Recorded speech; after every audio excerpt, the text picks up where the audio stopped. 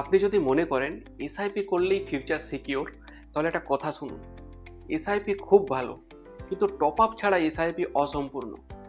আমাদের ইনকাম প্রত্যেক বছরই প্রায় বাড়ে, কিন্তু বেশিরভাগ মানুষ এসআইপির অ্যামাউন্ট একই রেখে দিয়েছে বছরের পর বছর।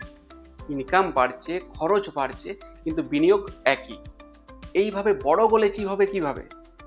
ধরুন 10,000 করে প্রত্যেক মাসে আপনি এসআইপি করলেন 20 বছরের জন্য। 20 বছর পর ফান্ড ভ্যালু দাঁড়াবে প্রায় 1,16,00,000 টাকা।